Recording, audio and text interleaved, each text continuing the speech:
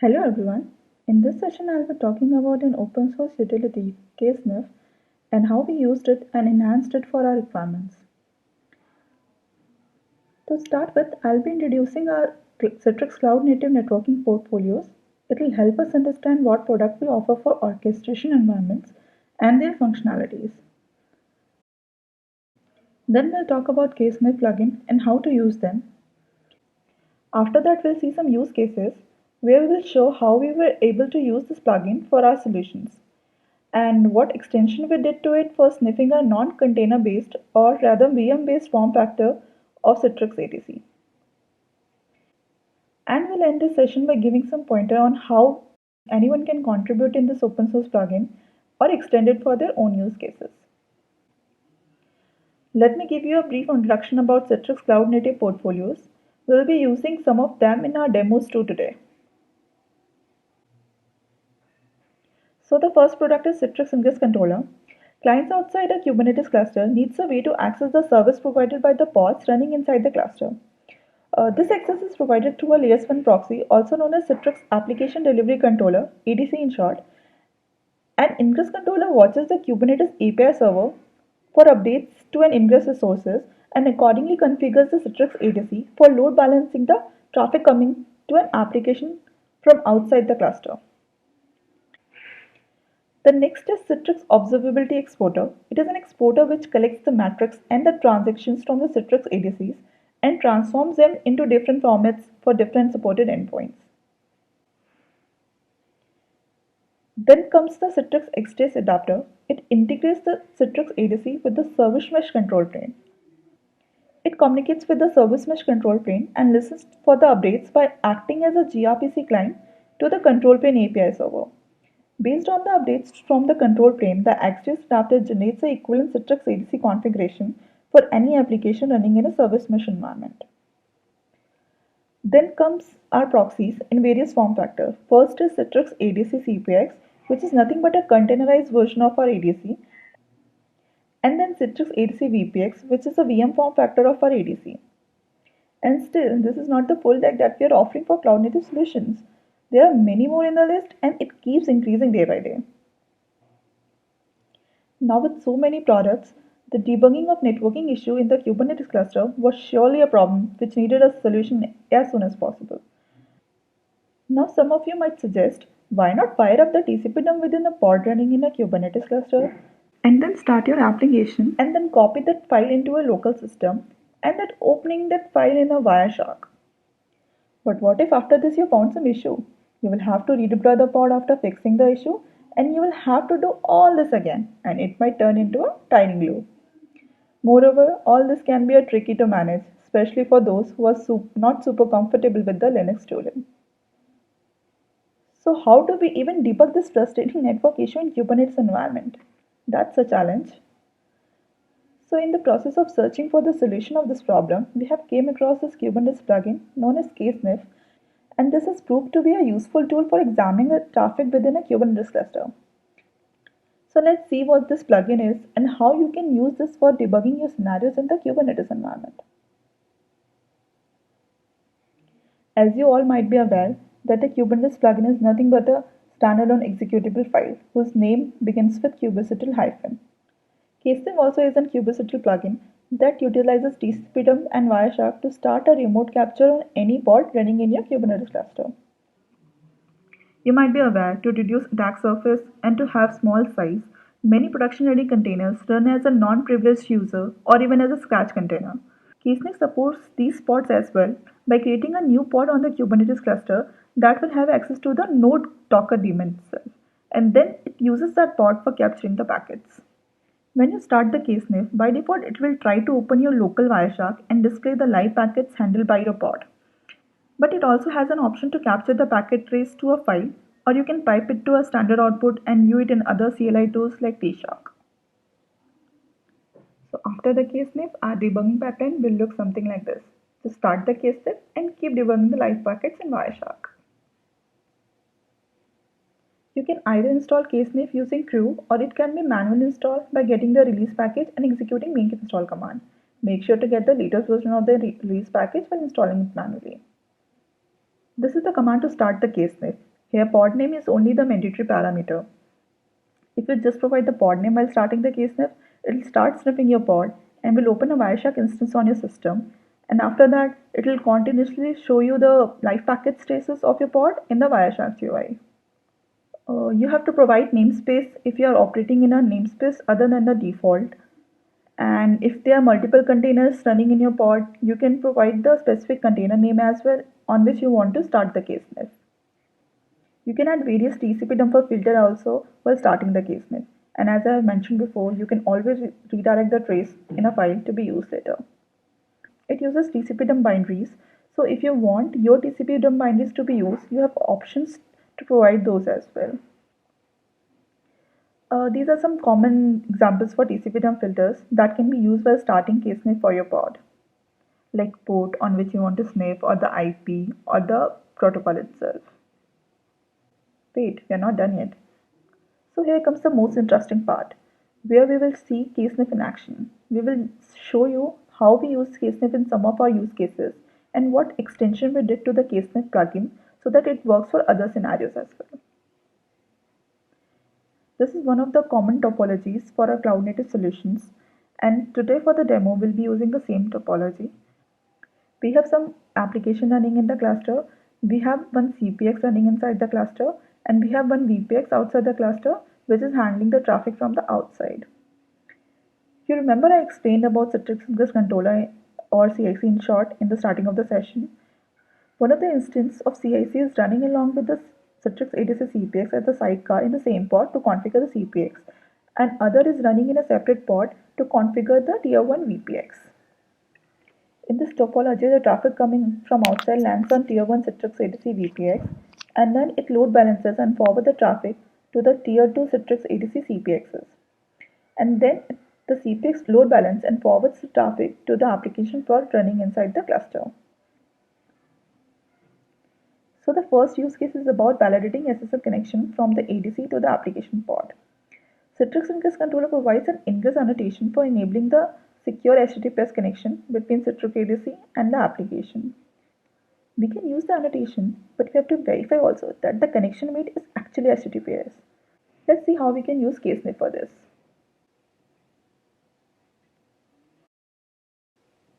So this is my Kubernetes master node.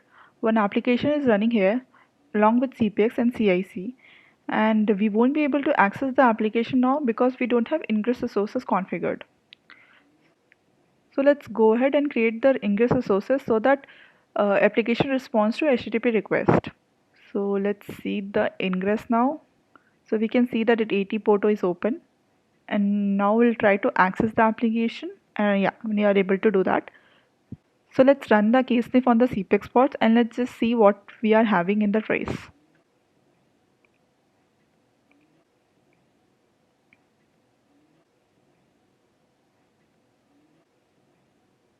We'll go to the application and send some request so that we'll get the packets.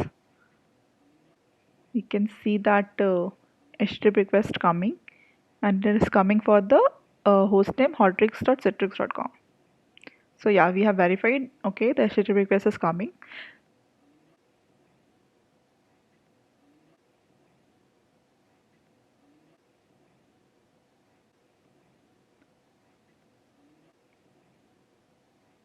So this is the annotation I was talking about. If we put this annotation, the CPX proxy will forward the HTTPS traffic towards the application. So let's configure the ingress resources accordingly so that the application serves the HTTPS request.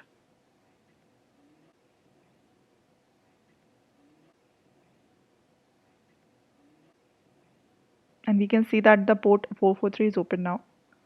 And let's try to access the application via HTTPS.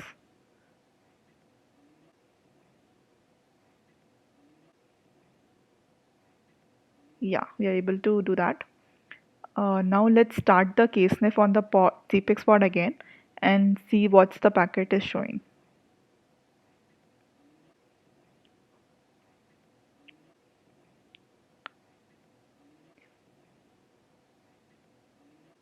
Let's send some requests to get the packets.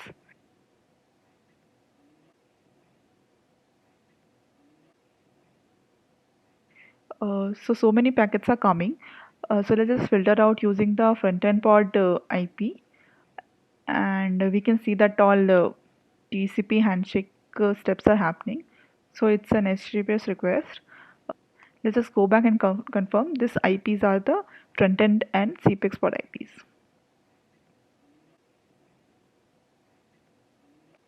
Let's go back to the presentation.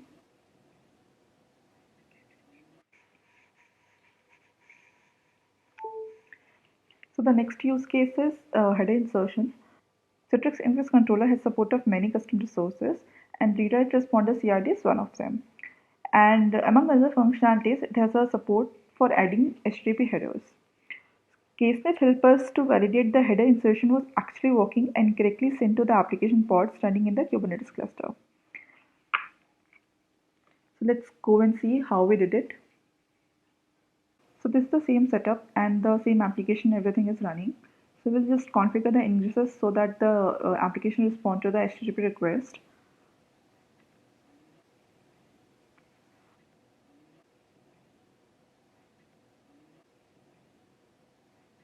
We'll once start the sniffing on the front end and just show you that there is no headers insertion as of now before applying the CRD.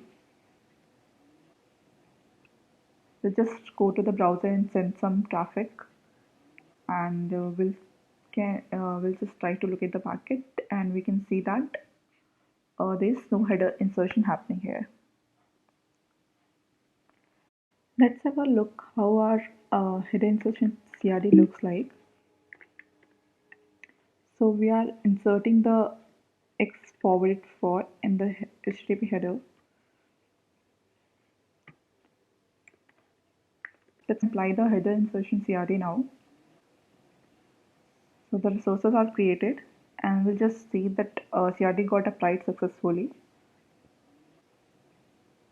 Yeah, so it got created and it got activated successfully. So let's now start the sniff on the application again and see how the packet looks like now. We'll send some traffic and try to locate the packet. So in the HTTP header, we can see that X forward is getting injected. So that's it for this use case.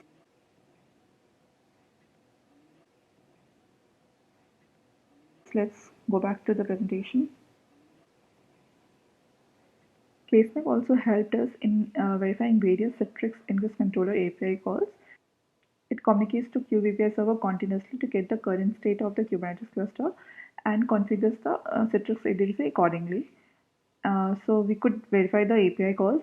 Moreover, Citrix Ingress Controller runs as a nobody user. Still, CaseNet was able to get the trace of Citrix Ingress Controller and help us verifying various functionalities. So let's see how it worked on the Citrix Ingress Controller. So we'll go to the same setup and we can see that all application and pods are running. So we'll try to do a normal sniffing first on this Citrix Ingress Controller.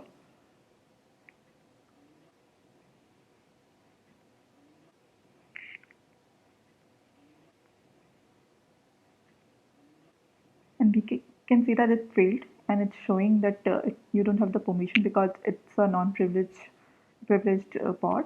So for that we'll be connecting to a actual session to the master. Till now we had to use the local Wireshark GUI. That's why we were remotely accessing the Kubernetes cluster. But now KSNF will try to use the Docker commands and it will try to create a pod in the Kubernetes cluster. So we'll just go ahead and connect to the actual master session.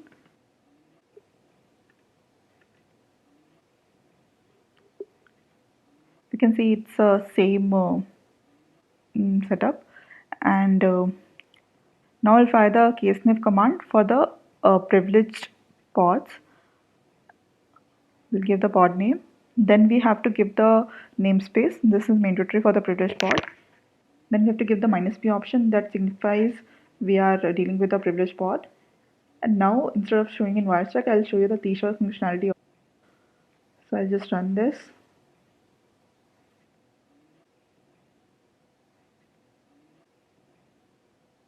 And after a while, we could see that it is able to get the trace from the Citrix Linux controller pod. And we can see that it's constantly talking to the Kube API server for the getting the current state of Kubernetes cluster. So we were able to verify the API calls from the Citrix Linux controller to the Kube API server using KSNF. So let's move back to the presentation and see the next use case. KSNF also helped us in root causing various compatibility issues between ADC and Kubernetes environment. Some of this, some of the issues we encountered are mentioned here.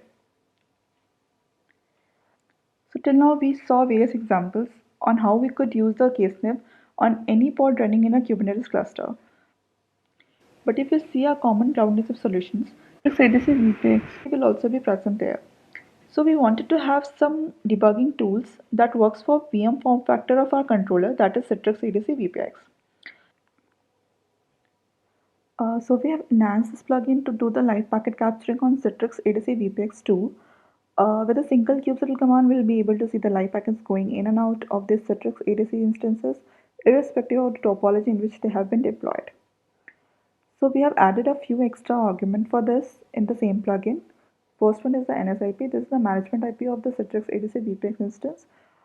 We run a remote TCP dump, so we'll be needing the IP and the credentials of the VPX for this. The second one is the secret. This is the Kubernetes secret having the credentials of the same VPX. The third one is the type. It is mandatory to give VPX if you are using the KSNF for the VPX, but by default it takes the value CPX. The last one is the SSH port. If you are using any port other than 22, then for SSH, then you can provide it here.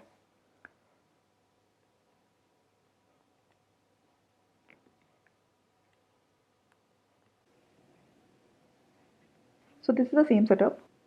We'll just see the YAML file of our standalone Citrix Linux controller, which is configuring our tier 1 Citrix ADC VPX. So we can see that the IP here is 10.106.162 and 29. So we'll just start a session for the same Citrix ADC VPX and show you that this is a VM form factor and is also configured to load balance the application the setup.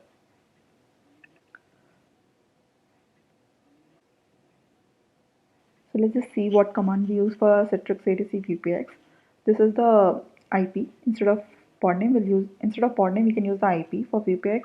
We added a type flag where it is mandatory to give VPX while using the case name for VPX. By default, its value is CPX. Then -s and takes the name of the secret having the VPX credentials, and rest are the filters. So let's just start it and see the live packets coming from the Citrix ADC VPX.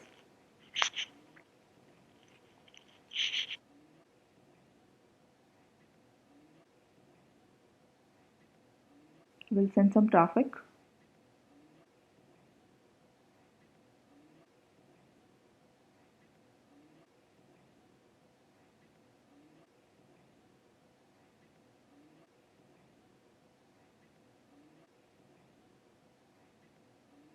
So that's all for this demo. Let's go back to the presentation.